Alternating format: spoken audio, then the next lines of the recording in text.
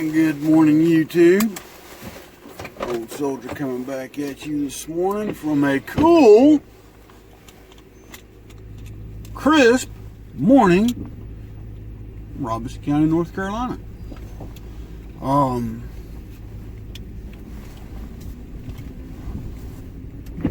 Temperature took a little dip last night, which is bound to. I mean, we're coming into that time of year that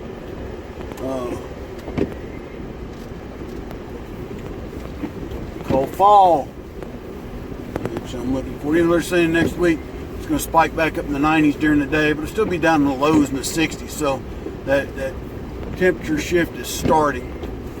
But this week, kind of a cold front come through, and it's about 55 degrees out here this morning. So break out a little warmer jacket than what I've been wearing. Right, so I don't have to wear it all day today. But anyway, what are we going to talk about this morning? We're going to talk about government infringement upon people's rights. You're like, oh Lord, what's he we're going to get on to now? Well,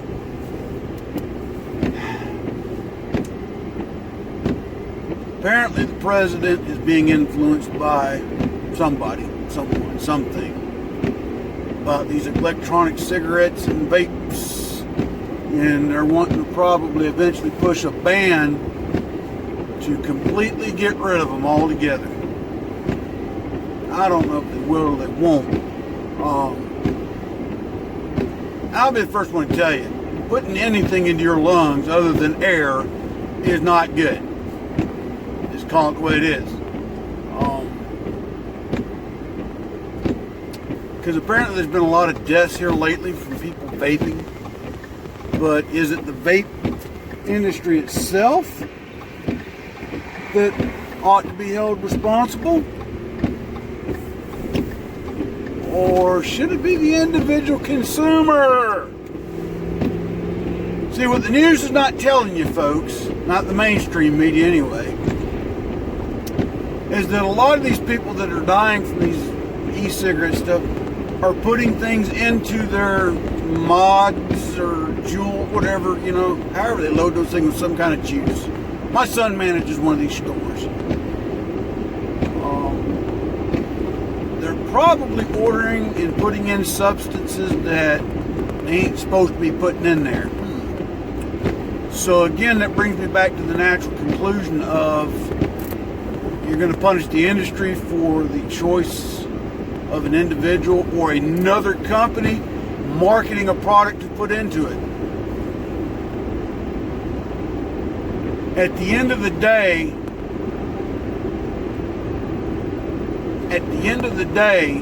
it's the individual's choice. Now you're saying to yourself, well, what about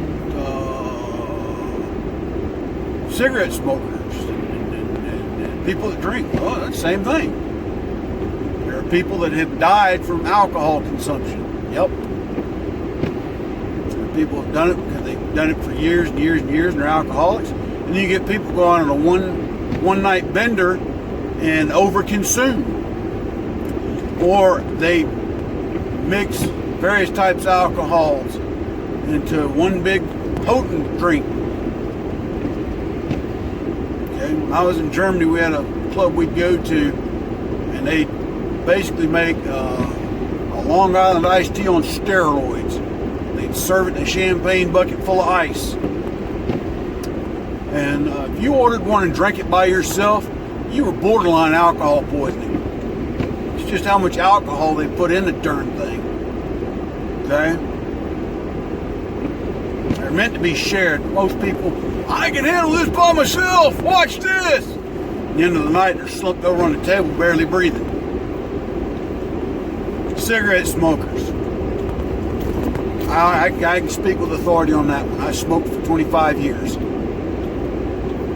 I've been tobacco free for 4.5 years now.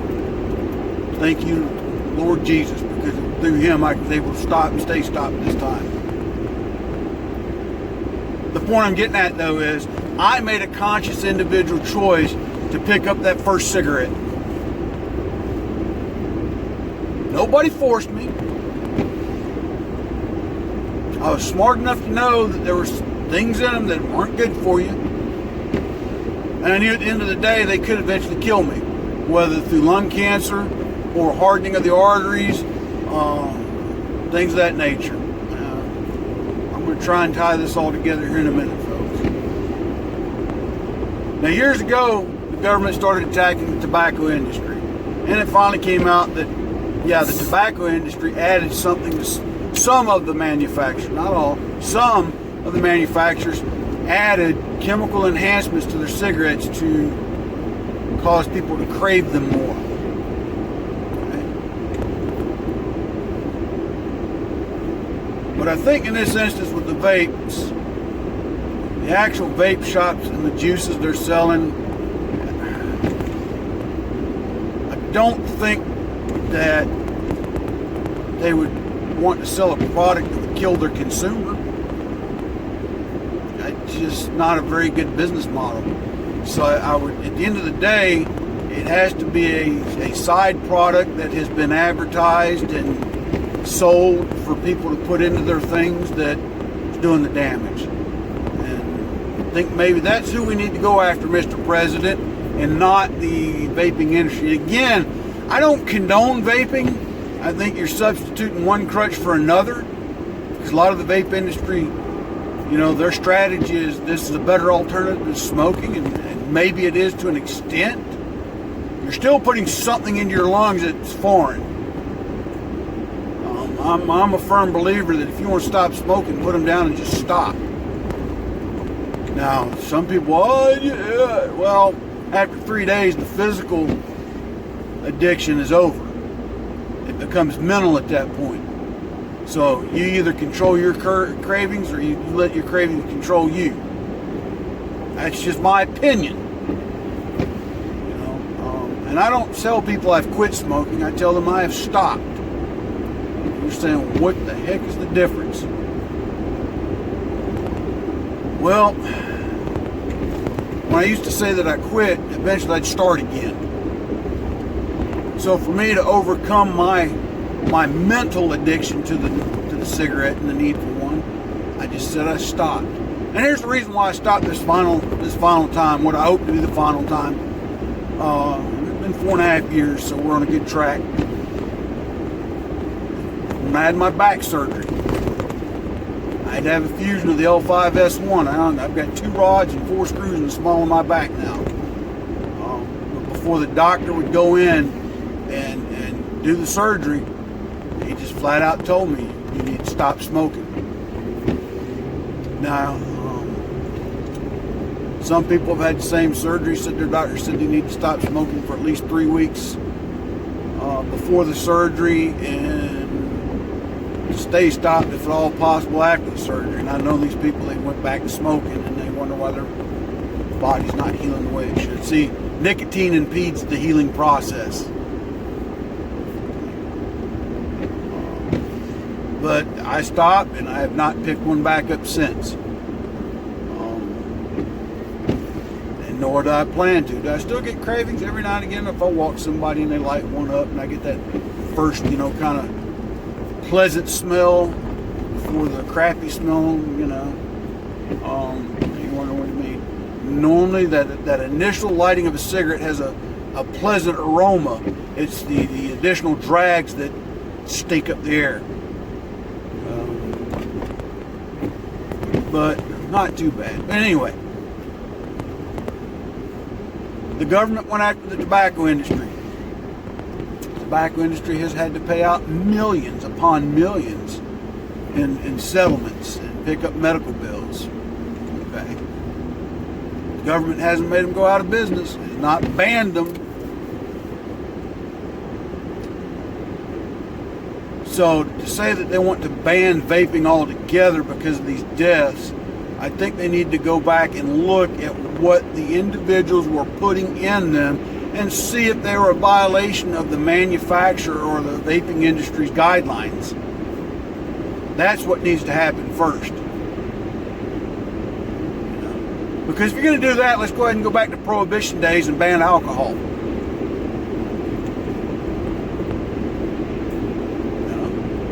alcohol again. See how well that goes for us. Because bottom line, at the end of the day, if they put a federal ban on vaping, people are just going to do it illegally. And why did I say that? Because the cat's already out of the bag. Once you let something out of the bag, people and people like it, they're going to continue to do it whether you say that it's against the law or not. What do you mean? God bless. Look, marijuana smokers. It's still a federal violation. It's a federal law that says you can't smoke marijuana. But yet, people still do. Now, you're supposed to snort cocaine up your nose. People still do. You ain't supposed to smoke that crack cocaine. People still do. So if we're going to do that, let's ban all the chemicals and other products you'd find in your grocery stores, Walmarts, drugstores that people use to mix and make methamphetamines. It's illegal. You're not supposed to do it, but yet people still do. Now, I'm not saying make marijuana, cocaine, crack cocaine, methamphetamine, and all them drugs legal. No. I'll be the first one to tell you we need to continue to fight that and try to stop that in this nation.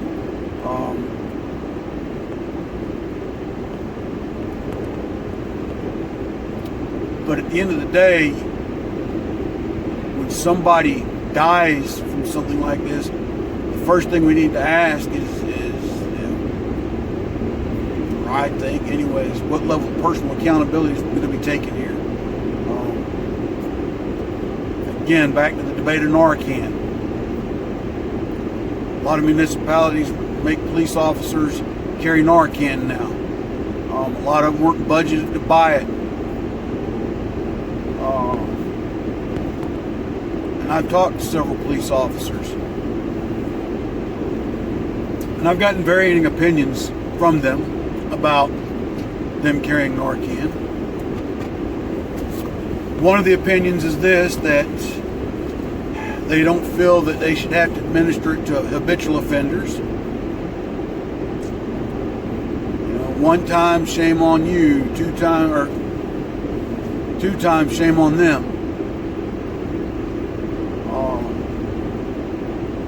But they are in the line of work to protect and defend lives.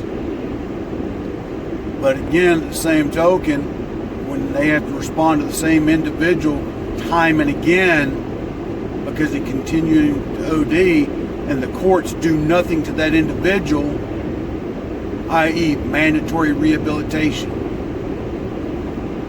Oh, by the way, for every time we have to serve this on you, we're going to impose a fee, a civil fee. You have to reimburse the community for this dose. Now, most of the time, most people probably couldn't afford to pay it. There again, they might be able to. If you can't pay it, guess what?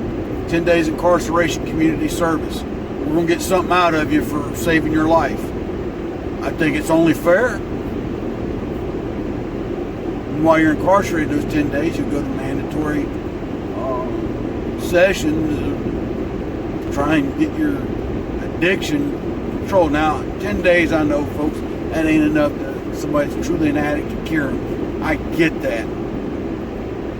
But if the courts don't sentence them to stiffer sentences, or don't even sentence them at all because they overdose, if they don't impose some kind of fine or penalty or fee, people will continue to do it with the expectation that the police will show up and give me Narcan and I'll be okay.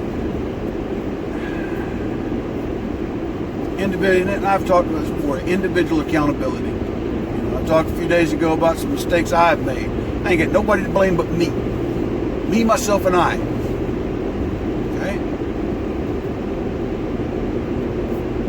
I'm trying to pick myself up with my bootstraps and move forward in these two situations. But back to the whole thing, I've kind of got off on a tangent there. But to go after this entire industry because people have been dying, well, then we need to stop and take a look at all the industries where they sell products that people die and get killed and things like that. In other words, if the government's going to come in and do that. Let's just take on the whole gambit. Let's stop alcohol. Let's ban alcohol. No beer for anybody. See how that one floats. You know, it's bad enough. I think they're about to start over-regulating the pain management industry. Okay, and I'm kind of watching that one closely. Why? I take 2 narcotic painkillers every day. I take them as prescribed by my doctor and as needed for my pain levels. I do not give them out to anybody. I do not sell them to anybody. And without them, there are many mornings I would not function very well. Now, are there alternatives? Maybe. I've tried a lot of them.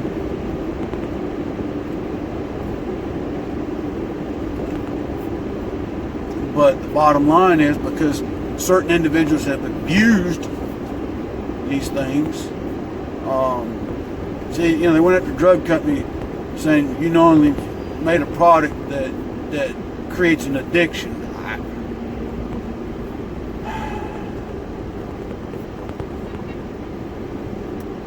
I don't buy that one. I don't buy that one 100%. And I'm going to tell you why I don't buy that one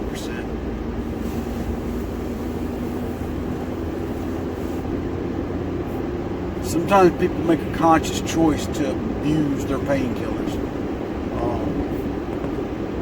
People make a conscious choice not to say that they think they need it, when in reality maybe they don't. I'm no expert, folks, and I'm not pointing fingers. I'm just, again, back to the individual accountability piece first and foremost.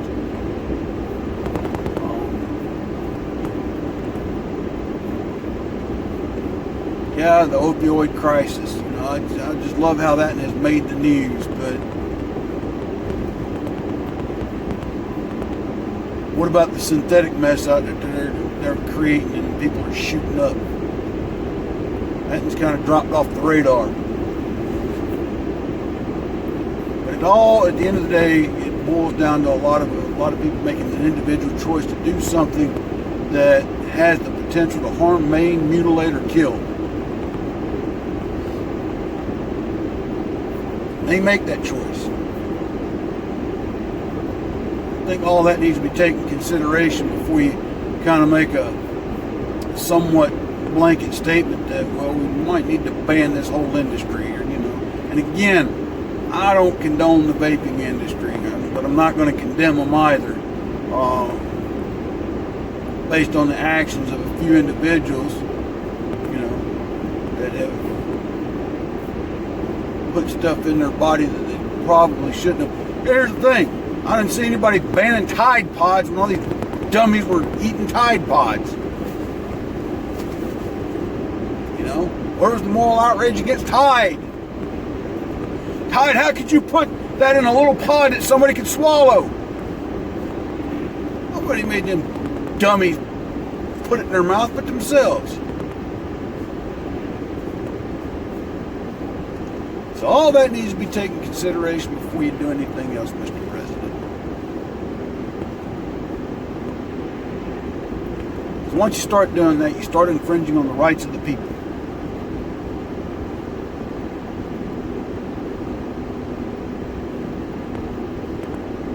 Very fine line. You start to ban one thing, the next thing, the next, and the next, and it begins to snowball. At the end of the day, people need to be held accountable for their own individual actions. That being said, folks, TGIF. Remember my charities that ask you to help out, tunnelstotowers.org. Pin up for vets and valor for veterans. They can't do it by themselves. If you can send them something, they would greatly appreciate it. Vendors I'd ask you to help out: Money Quick Pond, Rayford Road, Fayetteville, North Carolina. Robert's Custom Woodwork, Unsung Patriot. And also, if you would, buy one of my books. They're available on Amazon, and there's been a price reduction here recently, so go check them out. And so with that being said, God bless, take care, and until tomorrow, Soul Drive.